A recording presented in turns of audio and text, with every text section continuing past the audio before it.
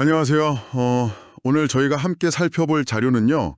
인공지능, 특히 글쓰기 능력에 관한 장성민 저자의 흥미로운 연구입니다. 네, AI가 인간의 글쓰기 발달 단계를 과연 얼마나 따라할 수 있나, 그리고 그게 당신에게 또 우리에게 어떤 의미가 있을지 좀 깊이 파헤쳐보려고 합니다. 네, 맞아요.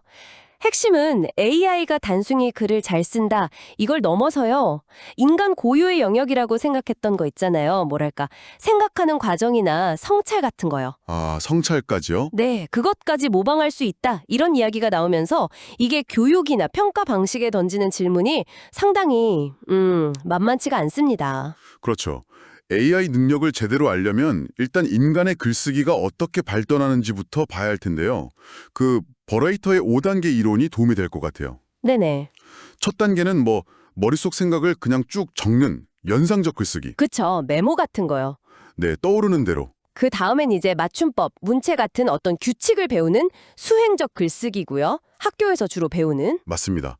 그리고 사실 여기까지는 현재 AI도 비교적 쉽게 해내는 영역으로 볼 수 있어요. 아, 그런가요? 네, 주어진 규칙 맞춰서 텍스트 생성하는 건 AI가 원래 잘하는 거니까요. 그렇군요. 그럼 세 번째 단계는 의사소통적 글쓰기. 여기서부터는 이제 읽는 사람, 독자를 생각하기 시작하는 거죠. 네, 누구한테 쓰는 건지 어떻게 써야 잘 전달될까 이걸 고민하는 단계고요. 네 번째는 통합적 글쓰기인데 이건 좀 더 복잡해요. 그렇죠. 자기가 쓴 글을 다시 독자의 눈으로 약간 비판적으로 보고 수정하고 심지어 예상되는 반론까지 생각하는 단계라고 하더라고요. 맞아요. 이 단계부터는 단순 정보 나열 이상이 필요하죠. 맥락 이해, 또 다양한 관점 통합 능력, 이런 게 중요한데 AI가 발전하면서 이 영역까지도 상당히 잘 모방한다는 점이 좀 놀랍죠. 네, 하지만 진짜 놀라운 건 역시 마지막 단계입니다. 마지막 5번째 단계, 인식론적 글쓰기 말씀이시죠? 네. 글쓰기를 통해서 생각이 더 깊어지고 스스로 성찰하면서 배우고 성장하는 제일 높은 수준의 글쓰기잖아요. 성찰일지 같은 게 대표적이고요. 바로 그겁니다. 그런데 연구를 보면요. AI가 이 인식론적 글쓰기 단계까지 매우 아주 그럴듯하게 해낼 수 있다는 결과가 나왔다는 거예요. 정말요? 그건 단순 정보 조합이 아니라 진짜 깊은 고민이랑 깨달음이 필요한 영역인데요. 어떻게 그게 가능하죠? 그 자료에 나온 실험이 아주 흥미로운데요. 챗GPT한테 로봇의 도입에 대한 에세이를 쓰게 했어요. 네. 그 다음에 이 글을 쓰면서 어떤 점이 좀 어려웠고 그걸 어떻게 해결했으며 그래서 뭘 배웠는지 성찰일지를 써봐라 이렇게 시킨 거죠. 아, 성찰일지를요? AI한테? 네, 결과가 정말 놀라웠어요. AI가 다양한 측면을 다뤄야 해서 글 구성이 어려웠다. 전문 용어 때문에 힘들었지만 다양한 자료를 참고해서 논리를 세웠다. 이런 식으로요. 허. 또 균형 잡힌 시각을 유지하려고 애썼고 이 과정을 통해서 로봇의 관련 정책이랑 사회적 영향에 대해 깊이 이해하게 됐다는 식의 내용을 그냥 술술 써내더라는 겁니다. 와, 그러니까 AI가 단순히 글만 잘 쓴 게 아니라 왜 힘들었는지, 어떻게 해결했는지, 그래서 뭘 깨달았는지 그 과정까지 아주 그럴듯하게 지어냈다는 거네요. 종합합니다. 거기서 필자라는 단어만 나로 바꾸면 실제 경험 없이 쓴 성찰일지 과제랑 구분이 거의 어렵다는 거죠. 이야, 여기서 이제 심각한 문제가 생기는 겁니다. 그렇죠. 이게 진짜 큰 문제네요. 학생이 정말 깊이 고민하고 성찰해서 쓴 글인지 아니면 그냥 AI가 뚝딱 만들어준 그럴듯한 결과물인지 이걸 어떻게 할 수 있을까요? 표절 검사로도 잡기 어렵다고 하던데요. 네, 맞아요.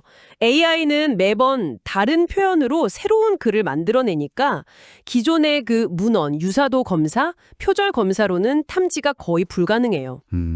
개인의 고유한 생각이나 배움의 과정 같은 거 있잖아요. 소위 메타인지적 영역이라고 하는. 네, 메타인지. 네, 즉 자기가 어떻게 생각하고 배우는지를 스스로 아는 그런 능력까지도 AI가 흉내내고 왜곡할 수 있다. 이런 가능성이 열린 겁니다. 이러면 글쓰기를 통한 교육이나 평가에 진짜 근본적인 재검토가 필요해진 거죠. 그렇다면 교육 현장에서는 당장 어떻게 대응해야 할까요? 좀 막막할 것 같은데요? 자료에서 몇 가지 좀 현실적인 대안을 제시하는데요. 예를 들어서 글쓰기 계획 세우거나 초고 작성 같은 초기 단계는 아예 교실에서 시간 딱 정해놓고 직접 쓰게 하는 거예요. 아, 시간 제한을 두고 교실에서. 네, 그런 방식이 효과적일 수 있고요. 반대로 논문처럼 좀 깊이 있는 사고나 수정 과정이 중요한 과제는 오히려 AI를 보조 도구로 현명하게 활용하는 방법을 가르치는 쪽으로 방향을 틀 수도 있겠죠. AI 활용법을 가르친다. 네, 또 긴 시간에 걸쳐서 학생의 변화 과정을 보는 포트폴리오 평가라던가 아니면 예상치 못한 질문에 답하게 하는 구술 평가 혹은 특정 상황을 주고 해결책을 쓰게 하는 그런 시나리오 기반 평가 같은 것도 대안이 될 수 있다고 하고요. 그렇군요. 다양한 방법이 있네요. 네, 중요한 건 이런 여러 대안들이 정말 효과가 있는지, AI의 잘못된 활용을 막을 수 있는지 계속 확인하고 개선해 나가야 한다는 점입니다. 네. 다만 이건 꼭 기억해야 할 것 같아요. AI가 물론 인간의 데이터를 학습해서 글을 만들지만 AI 결과물에 의존한다고 해서 그 사람의 글쓰기 능력이 느는 건 아니라는 사실이죠. 아, 그렇죠.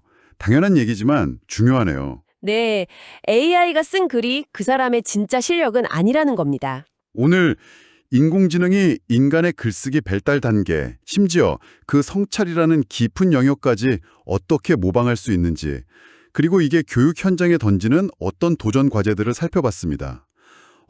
AI가 배움의 과정 자체를 시뮬레이션할 수 있다는 점이 정말 많은 생각을 하게 만드네요. 네, 그렇죠.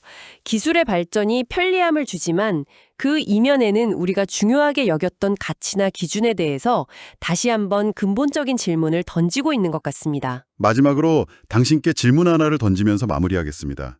인공지능이 결과물뿐만 아니라 그 과정에서 드러나는 사고와 성장의 증거마저 이렇게 그럴듯하게 만들어낼 수 있다면 우리 교육 현장에서는 과연 어떻게 진짜 배움과 진정한 성장을 구별하고 그 가치를 지켜나갈 수 있을까요? 한번 생각해 보시면 좋겠습니다.